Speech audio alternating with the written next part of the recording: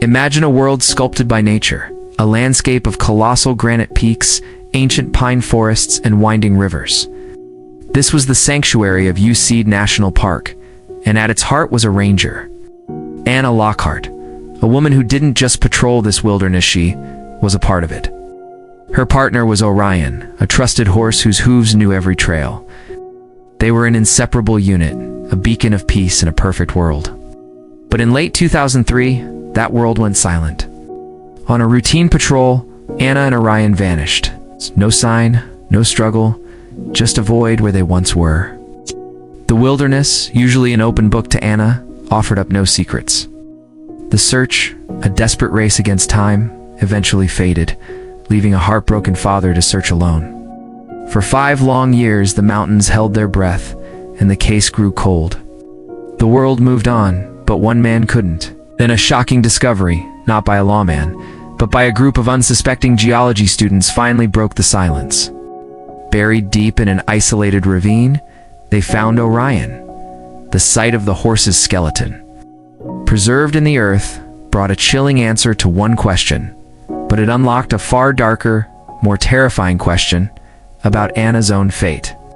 This is the story of a father's unwavering love, a ranger's final act of defiance, and the quiet, obsessive secret that turned a sanctuary into a grave. It's a journey into the heart of a mystery that was buried for 5 years, and the small, almost invisible clues that finally brought the truth to light. Stay with us to the very end to see how a small pouch of seeds became the final testament to a life lived with purpose. And if you're new to the channel, please take a moment to subscribe and click the notification bell, so you don't want to miss our next deep dive. The static was a familiar sound at the Yosemite National Park headquarters.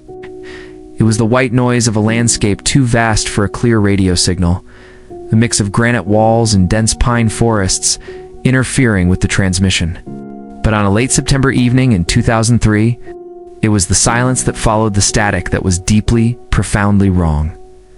Rick Sandoval, the dispatcher on duty, leaned closer to his console.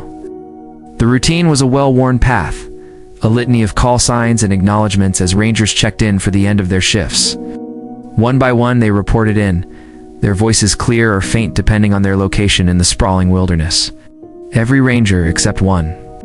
He keyed the microphone, his voice a steady, practiced tone. "Dispatch to Ranger 3, David.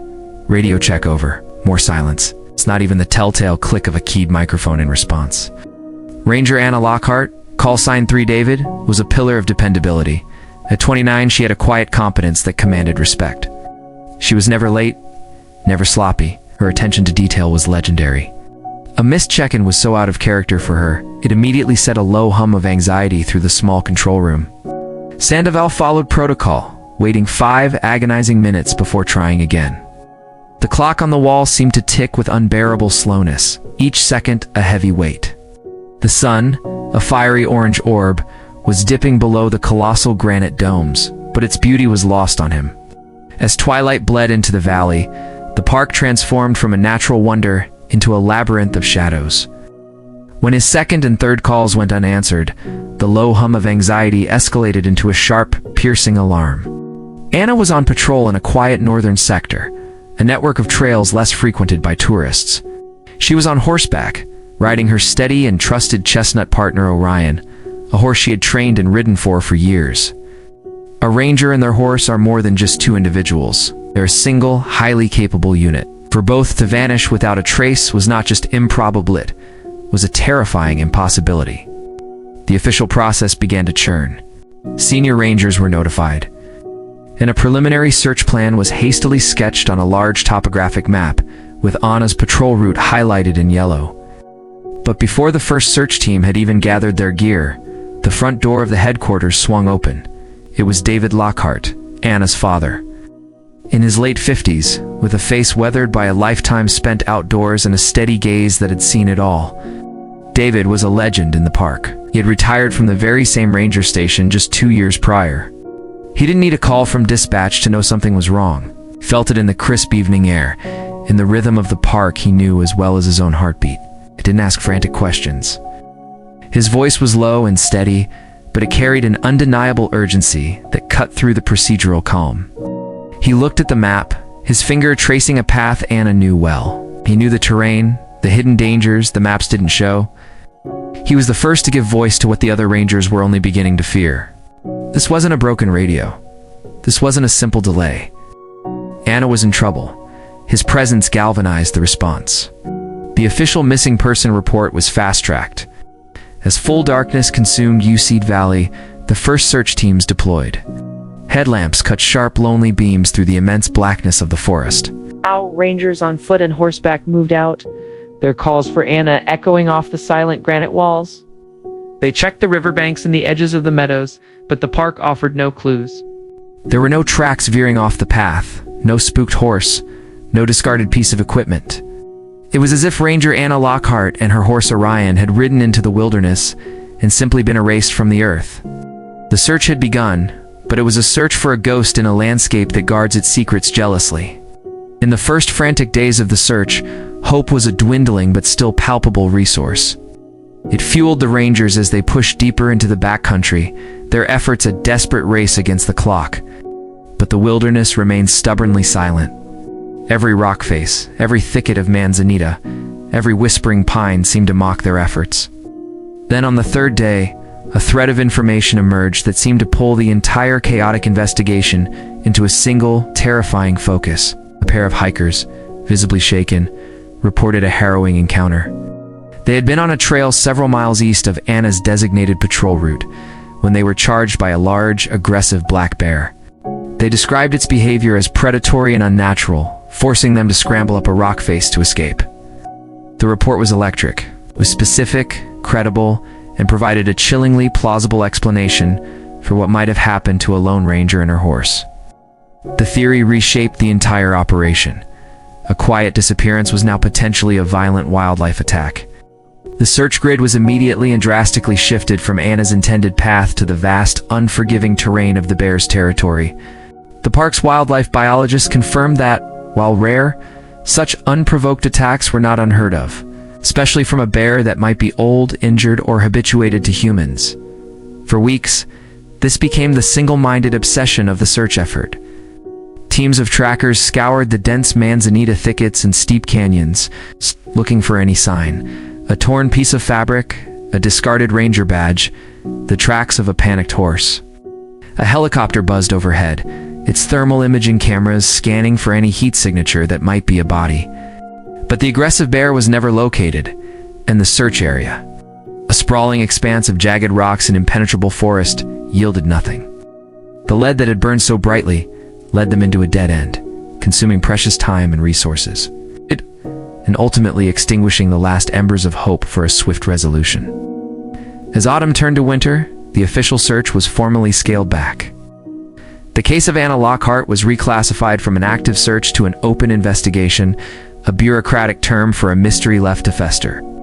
For the National Park Service, it was a tragic but closed chapter. But for David Lockhart, it was the beginning of a long, solitary vigil. David Lockhart refused to let his daughter's memory be archived in a dusty file cabinet. While the official investigation went dormant, his began in earnest. David's small home just outside the park boundaries transformed into a private command center. The walls of his study, once covered with family photos, were now dominated by topographic maps pinned side by side, creating a massive, sprawling chart of UCID's northern half. He began a methodical process born from a lifetime of experience. He pulled old survey maps from the park archives, some dating back to the turn of the 20th century, and painstakingly cross-referenced them with modern trail guides. He was looking for the spaces in between, the forgotten paths that official searches, bound by procedure and liability, would never touch. He knew Anna shared his love for the park's hidden history, and often explored these old game trails and miners' paths. It was a detail the official investigators had noted, but had been unable to act upon without a more specific starting point. For the next 5 years, David's life found a new somber rhythm. 3 or 4 days a week, he would pack a small rucksack with water, a compass, and a notebook and drive into the park before dawn.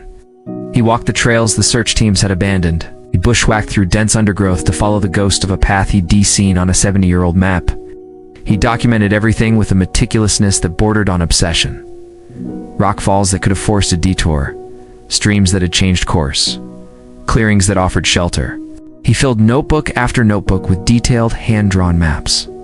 His archive becoming a far more intimate and detailed portrait of the wilderness than any official document. It was a punishing, lonely task, driven by a father's refusal to accept the silence. He wasn't just searching for his daughter.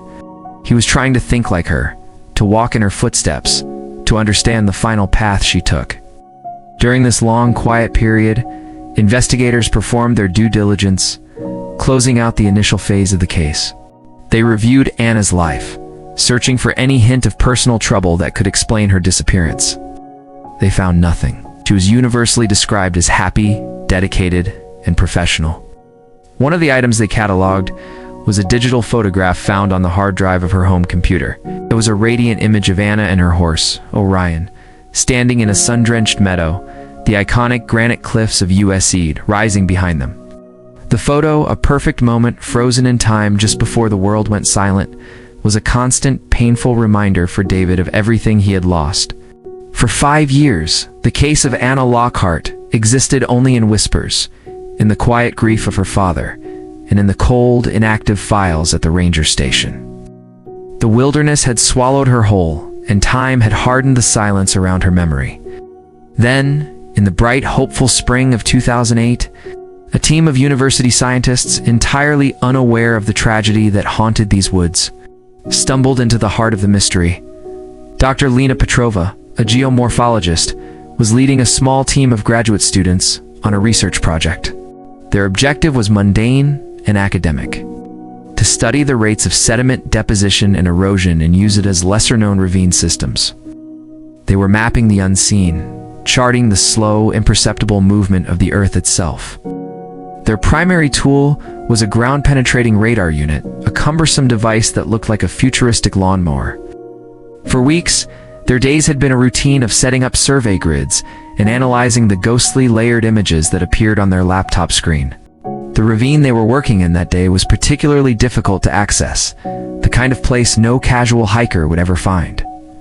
This isolation was precisely why Dr. Petrova had chosen it. As one of her students, a young man named Ben, was making a pass over a relatively flat section at the bottom of the ravine, he paused. "Hey, Dr. Petrova, you should see this!" Lena walked over, peering at the laptop screen. Amidst the expected horizontal lines representing layers of silt and clay, there was a large, dense, and distinctly unnatural shape. It was a dark, oblong mass located about 4 feet below the surface. It wasn't layered like sediment, and it didn't have the sharp, irregular signature of a buried boulder. It was a coherent, solid anomaly. Her scientific curiosity was piqued, and they decided to excavate. The next day, after securing the necessary permit, the team returned to the ravine with shovels and geological picks. The digging was slow and methodical. The silence of the ravine was broken only by the scrape of their shovels and their own heavy breathing. It was Ben who felt it first. His shovel struck something that wasn't soil or rock. It made a dull, hollow thunk. He dropped to his knees and began clearing the dirt away with his hands. What emerged from the soil was not the gray of stone or the dark brown of clay. It was a curved, off-white shape. He brushed away more dirt, revealing a series of parallel, slender bones. "Lena," he said, his voice barely a whisper, "it's a rib cage."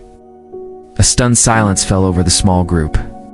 The academic excitement of a geological discovery evaporated, replaced by a cold dread. This was no longer a research site. This was a grave. Over the next hour, they slowly and painstakingly uncovered their discovery: the complete, fully articulated skeleton of a large animal lying on its side. The bones were bleached but perfectly preserved, and as they cleared the dirt from around the legs, they found something else. 2 rusty, U-shaped pieces of iron positioned right where the front hooves would have been. Horseshoes. Dr. Petrova stood back, her mind racing. An entire horse buried 4 feet deep in a ravine miles from any official trail. This was no accident of nature. An animal that died on the surface would be scattered by scavengers in weeks. This horse had been deliberately and carefully buried. She knew immediately what she had to do. Within 2 hours, 2 senior rangers had arrived. They took one look at the carefully excavated pit and the perfectly laid out skeleton, and their faces hardened. They recognized the profound wrongness of the scene, just as Lena had. They sealed off the ravine with yellow tape, declaring it a potential crime scene. The memory of Anna Lockhart and her missing horse, Orion, was a deep scar, a story told to new recruits as a cautionary tale. A park farrier, a grizzled man who had been shoeing Useed's horses for 30 years, was brought to the site. He knelt by the pit, examining the rusty horseshoes. Even through the corrosion, he recognized his own handiwork. A small, barely visible notch he hammered into the outer edge of every shoe he fitted. He retrieved his records, and the confirmation was absolute and chilling. The shoe size, the wear pattern, and his private mark all matched. The skeleton in the ravine belonged to Orion. The 5-year-old cold case of Ranger Anna Lockhart was instantly, violently reopened. The discovery answered one question, but posed a dozen more terrifying ones. They had found her horse, but where was she? The careful burial ruled out the long-held bear attack theory and pointed squarely at human intervention. But why bury the horse and not the rider? The grim discovery had not provided closure. It had only deepened the chasm of the unknown. The FBI was notified, and a new lead investigator was assigned, a sharp, tenacious cold case detective named Ira Zola. Her first order of business was to treat the entire ravine as a major crime scene, bringing in a full forensic team to dismantle the grave, bone by bone, in search of a clue that had remained buried in the dark for half a decade. The discovery of Orion's remains transformed the case from a cold file into a live, high-priority investigation. At the center of this new storm was Detective Zola, a woman whose reputation preceded her for her sharp, analytical mind and her intolerance for assumptions. As her first official meeting was with David Lockhart. She expected to meet a man worn down by years of unanswered questions. Instead, the man who walked into the command post was anything but broken. David was quiet, his face a mask of stoic grief, but his eyes held an unwavering fire. He carried a heavy, cylindrical canvas bag over his shoulder. Without a word, he walked to the largest empty table in the room and unrolled its contents. It wasn't one map, but dozens of them taped together with archival tape to form a massive, intricate tapestry of the park's northern wilderness. It was a staggering piece of work, covered in a web of fine-colored lines and tiny, meticulous annotations. Red lines for forgotten miners' tracks from the 1800s, blue for seasonal creek beds, green for game trails. It was a living document, a 5-year diary of grief, hope, and relentless exploration. Detective Zola and the other investigators fell silent, staring at the map. It was a more detailed, more intimate, and more practical guide to the search area than anything the Park Service possessed. David pointed to a spot on the map with a steady finger. "This is the ravine where you found him," he said, his voice low and raspy. Then he traced a faint green line running along the ridge directly above it. "This is an old game trail. It's not on any of your maps." Anna knew it. We walked it together when she was a teenager. He was providing them with what the original search had so desperately lacked: a focused, logical starting point. The original theory of a bear attack had pulled resources miles away to a place Anna likely never was.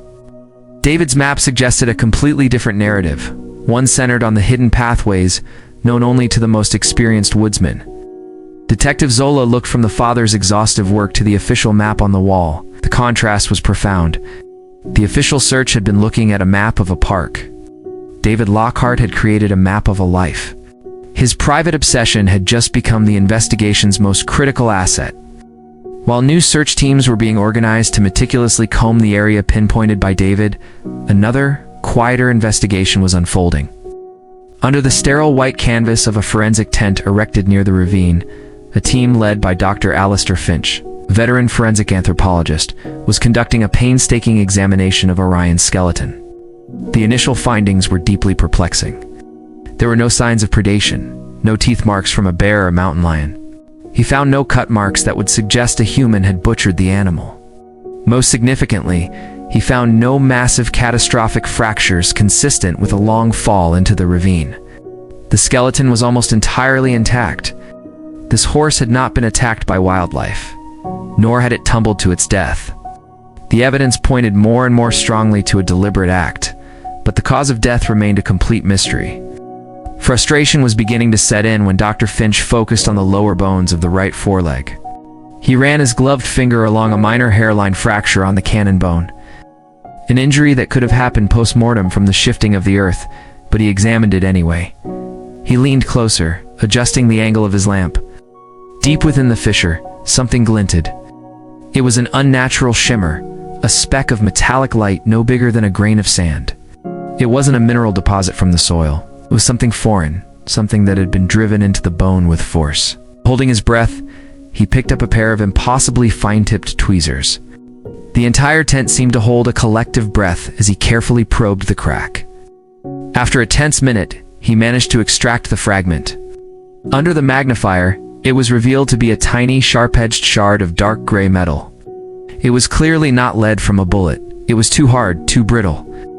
Later that day, back at the command post, Detective Zola stared at the minuscule fragment sealed in a small evidence bag. "So it's not a bullet," she stated, more to herself than to Dr. Finch. "Definitely not," he confirmed. "The composition is wrong. The shape is wrong. It's a fragment, a chip off something larger. It was driven into the bone with significant force, likely at the moment this fracture was created. Whatever hit this horse was made of a very hard, very specific type of metal. The discovery was a monumental breakthrough. 5 years, the case had been devoid of any physical evidence of foul play. Now, they had this. A tiny, baffling piece of metal that proved Orion had been struck. It was the first concrete clue that suggested Anna Lockhart hadn't just vanished. She had likely walked into a violent confrontation. But the clue was also a puzzle. The fragment was too small for easy identification. Zola knew it would have to be sent to a highly specialized material science laboratory. As she sealed the fragment into a larger evidence container for transport, the weight of the situation settled in. The father's maps had given them a where. This tiny shard of metal had finally given them a what? An act of violence. Now, the entire focus of the investigation would shift to finding the who and the why. While the mysterious metal fragment was making its slow journey through the bureaucratic channels of forensic science, Detective Zola refused to let the investigation stall. The discovery of Orion's violent death and deliberate burial had rendered the original 2003 investigation files almost obsolete. Every interview, every statement, every minor detail had to be re-examined through this new, darker lens. Zola's team began the painstaking process of starting over, re-interviewing everyone in Anna's life. The conversations were somber and repetitive. Everyone described the same person, a dedicated, kind, and profoundly capable woman who loved her job and had no known enemies. The narrative was so consistently positive that it was almost unhelpful. There were no obvious cracks in the facade of her life that could explain a violent end. The breakthrough, when it came, was subtle. It wasn't a bombshell revelation, but a minor detail, an echo of a past frustration that now sounded like a premonition. The team was conducting a second interview with Miles Corbin, Anna's close friend and fellow ranger. She was a real purist, Miles recalled, stirring his coffee. She hated seeing the park disrespected. Litter, people going off trail, it all got under her skin. But there was one thing that really, truly angered her. He paused, looking out the window towards the granite peaks. The poachers. Zola leaned forward slightly. "You mean wildlife poachers?" "No, not just that," Miles clarified. "Artifact poachers. Guys who come in with metal detectors and shovels, digging for old bottles, belt buckles. Stuff from the gold rush camps." She called them grave robbers of history. She felt they were stealing the park's soul, piece by piece. He explained that while tourists saw Yosemite as a natural wonder, it was also a historical site. Dotted with the remnants of 19th century mining camps and settlements, these areas were federally protected, and disturbing them was a serious offense. In the months before she went missing, Miles continued, his voice lowering. She was more fired up about it than ever. She said she was finding more and more dig sites on her patrols, especially in the more remote northern sectors. She was convinced someone was running a systematic operation, and it drove her crazy. This detail, which in 2003 had sounded like a simple workplace grievance, now landed with the force of a physical blow, a violent confrontation, a buried horse, an illegal digging operation in a remote area. For the first time, a plausible motive began to take shape. She wasn't a random victim. She was a symbol of authority who had stumbled upon something she wasn't supposed to see. Acting on this new, electrifying thread, Detective Zola dispatched 2 junior detectives to the park's records archive. Their task was tedious, but specific: to pull every single patrol log, incident report, and citation issued by Ranger Anna Lockhart for the 12 months leading up to her disappearance. They found it a name: Kieran Briggs. He had appeared twice. The first citation was from May 2003 for using a metal detector in a restricted historical zone. The location noted in Anna's neat handwriting was within the same network of ravines where Orion's body had been found. The second citation, from July 2003, was more serious: illegal excavation. Anna had caught him with a small shovel and a bucket.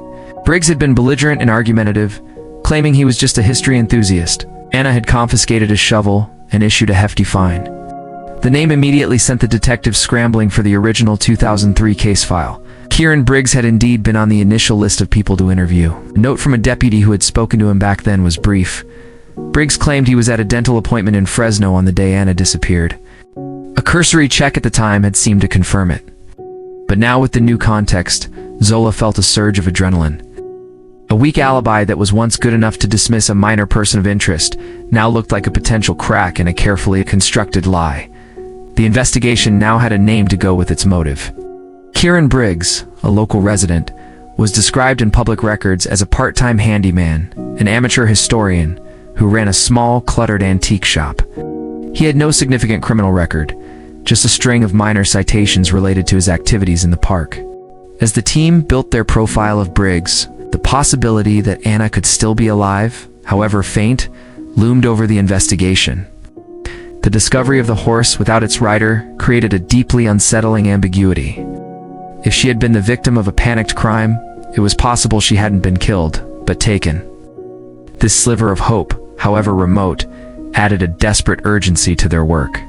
The winter of 2008 bled into the new year, and the investigation settled into a tense, frustrating limbo.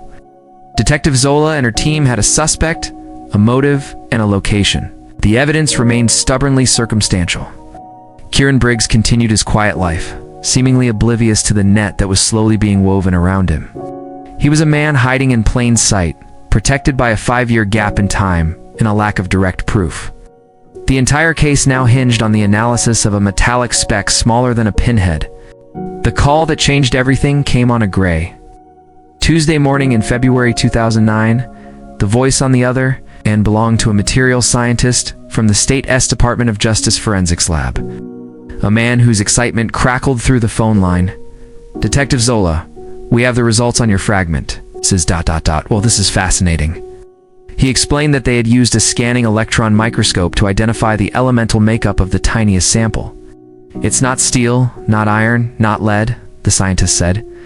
"It's a tungsten carbide alloy, a very specific one." Zola felt a jolt of electricity. "What does that mean in plain English?" "It means it's from the tip of a geological rock hammer," the scientist explained. "This particular alloy is incredibly hard, but also brittle. It's designed to chip away at hard rock like granite. When it strikes something with enough force, especially something with the tensile properties of bone, it microfractures. A tiny piece can shear right off." He went on to say that this specific alloy was favored in a handful of high-end brands used by serious geologists, prospectors, and rockhounds. It was not a tool you'd find in a typical home toolbox. It was a specialist's instrument. After hanging up, Zola stood and walked to the whiteboard. She picked up a dry erase marker. Next to Kieran Briggs's photo, she wrote in large block letters, "Rockhammer." All the desperate pieces on the board suddenly snapped into a single horrifying image. Anna confronting Briggs in the ravine. Briggs, the amateur prospector, holding the tool of his trade. A moment of panic, a violent swing. The lab result was the linchpin. It was the direct physical link between the victim's horse and the suspect's illegal hobby. It transformed the theory of a confrontation over artifact poaching into a near certainty. Zola now had enough to convince a judge that her circumstantial case was worthy of a search warrant. The raid was executed at dawn the next morning. A convoy of unmarked cars rolled into the quiet residential street where Briggs lived. While one team entered his small, unassuming house, Zola led a second team to a detached garage that served as his workshop. The air inside was thick with the smell of old metal, wood polish, and damp earth. It was a hoarder's paradise of history. Shelves overflowed with dusty bottles, rusted tools, and carefully labeled boxes of pottery shards. Tools of every description hung from pegboards. The search was methodical and tense. They were looking for one specific item, a rock hammer, possibly with a damaged tip. But after 2 hours, they hadn't found it. A cold knot of doubt began to form in Zola's stomach. Had he gotten rid of it years ago? Just as the initial search of the workshop was winding down, specialist from the National Park Service's Historical Preservation Office called Zola over to a set of flat file drawers. "Detective, you need to see this." He had opened a drawer to reveal dozens of artifacts, each nestled in its own foam cutout and meticulously labeled. He pointed to a collection of square-headed iron nails. "These are from the 1850s. They were only used in the structures at the old Pinyon Creek logging camp." He then pointed to a shard of blue and white ceramic. "And this is a specific pattern of English earthenware. We found other pieces, but only at one site." Zola felt her pulse quicken. "Where is that site?" The historian looked up at her, his expression grim. "It's a small, historically significant miner settlement from 1852. Its location is deep inside the same ravine system where you found the horse." It was the checkmate moment. They hadn't found the murder weapon, but they had found something just as damning. Briggs hadn't just been dabbling. He had been systematically looting a protected archaeological site, the very site Anna was likely patrolling when she disappeared. His collection was a detailed catalog of his crimes, proving he had been there, proving he was lying, and providing an ironclad motive for silencing a federal officer who had caught him in the act. They might not have found the hammer, but they had found his entire reason for using it. The circumstantial case was now overwhelming. Zola picked up her radio. "We have enough," she said. "Bring him in." Kieran Briggs was brought to the command post. Zola wanted him on her turf, in a room where the walls were covered with the ghost of Anna Lockhart. He walked in with an air of aggrieved indignation, a man bothered by a bureaucratic mistake. He was of average height and build with pale, watchful eyes that darted around the room. Taking in the maps and photos before settling on Zola, he maintained his composure as she began the interview, recounting the same flimsy alibi he had given 5 years earlier. "I told the other officer in 2003, he said, his voice a reedy monotone. "I was in Fresno that day. I had a root canal. You can check." "We did check, Kieran," Zola replied calmly, her voice even. "We checked back then, and we checked again. You had an appointment." "That's true, but you canceled it that morning." "The dental office records are very clear, so I'll ask you again. Where were you on September 23rd, 2003? A flicker of panic appeared in Briggs's eyes. A brief disruption in his carefully maintained calm. The foundation of his 5-year-old lie had just crumbled. He stammered, trying to backpedal, but the certainty in Zola's voice was absolute. She let the silence hang in the air for a moment, before she slid a series of photographs across the table. They were high-resolution images of the artifacts from his workshop, the square nails, the ceramic shards. "These were found in your workshop this morning, Kieran," she said. "Our expert from the Park Service has identified them.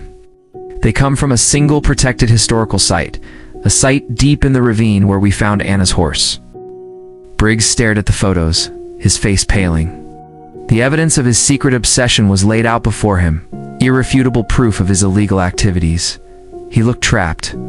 Zola pushed the final piece across the table, a magnified image of the tiny tungsten carbide fragment pulled from Orion's bone. "And then there's this," she said softly. "Our lab found it embedded in the horse's leg bone. It's a chip from the tip of a geological rock hammer, the kind of man who digs for artifacts might carry." The fight went out of him. It was as if a string had been cut, and the puppet-like facade of the harmless hobbyist collapsed. His shoulders slumped. His face, which had been a mask of defiance, crumpled into a portrait of pathetic self-pity. He stared at the table for a long time, the silence in the room broken only by the hum of a computer. When he finally spoke, his voice was a broken whisper. "I didn't mean for it to happen," he began, the confession tumbling out. a torrent of words held back for half a decade. He explained that he was in the ravine that day, digging at his secret spot. He had just unearthed a rare, intact bottle when he heard the sound of a horse. He looked up to see Anna Lockhart on Orion, standing on the ridge above him, looking down. He said she didn't shout, she just dismounted and made her way down into the ravine, her expression one of grim disappointment. "She knew who I was," Briggs recounted, his voice trembling. "She recognized me from the last time. She told me I was done, that this time she was taking me in. She said I was under arrest for a federal felony." The words felony arrest sent a wave of pure panic through him. Saw his entire world imploding. His precious collection, the work of years, would be confiscated. He would go to prison. He said he begged her, pleaded with her to just take the bottle and let him go. But Anna was resolute. She reached for her radio. "I just lost it," Briggs whispered.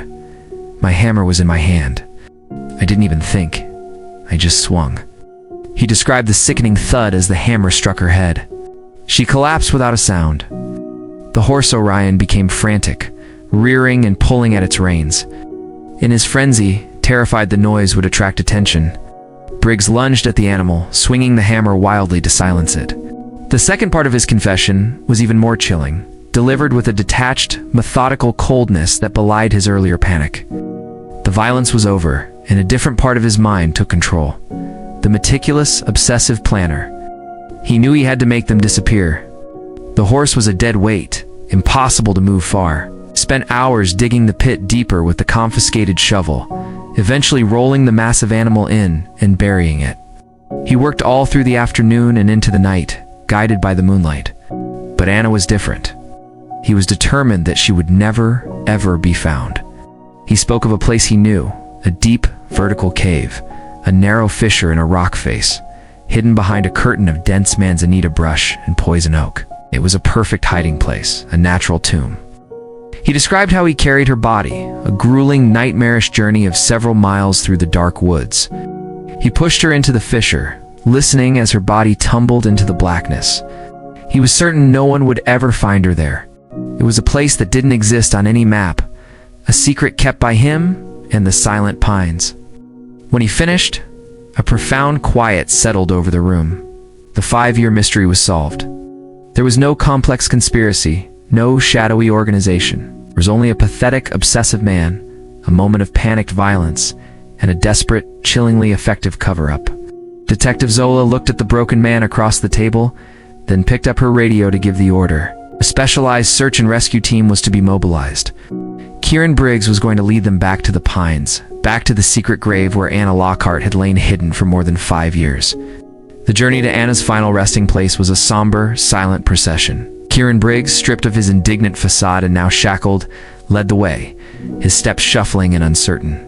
He was flanked by 2 deputies. Behind them walked Detective Zola and David Lockhart. David had insisted on being there. After 5 years of searching the wilderness alone, he would not let his daughter be brought out of it without him. A specialized search and rescue team, experts in high-angle and confined space recovery, followed with heavy bags of ropes, harnesses, and lighting equipment. They moved through the dense forest, following a path that wasn't a path at all, pushing through thorny undergrowth and over fallen logs. The air grew cooler as they descended into a shaded, moss-covered part of the forest, a place the sun rarely touched. After nearly an hour of grueling hiking, Briggs stopped, pointed a trembling finger toward a wall of granite, almost completely obscured by a thick, tangled curtain of manzanita and poison oak. "It's in there," he mumbled. If you didn't know it was there, you would walk past it 1,000 times and see nothing.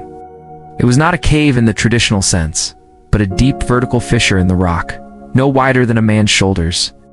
It was a scar in the earth, a crack leading down into absolute blackness. The rescue team went to work with professional quietude, clearing the brush from the opening, and setting up a complex system of anchors and pulleys on the sturdy pines nearby. The lead rescuer, a man named Gavin, did a final check on his harness and headlamp before giving a nod to his team. He was to be lowered into the fissure. The air that breathed out of the opening was cold and smelled of damp earth and deep thyme. David Lockhart stood back, his face a chiseled mask of grief, watching as the rescuer disappeared into the dark maw of the earth. The only sounds were the soft whir of the pulley system and the occasional dislodged pebbles skittering down into the depths. Minutes stretched into an eternity. Then, after what felt like a lifetime, Gavin's voice came over the radio, calm and professional, but heavy with the weight of his discovery. "I have contact. I have visual confirmation of human remains." A collective silent breath was released by the team above ground. Zola placed a steadying hand on David Lockhart's shoulder. He didn't flinch, his eyes fixed on the black opening in the rock, as if he could see through the stone and soil to his daughter below. The recovery was slow and incredibly delicate. Gavin worked in the cramped darkness, carefully securing Anna's remains in a specialized recovery bag. The process was one of profound respect. A rescue mission 5 years too late. Finally, the signal was given. The team above began to haul the line, bringing their fallen colleague home. As the bag was gently laid on a tarp near the opening, a heavy silence settled over the small clearing. The on-site coroner began his preliminary examination with quiet dignity.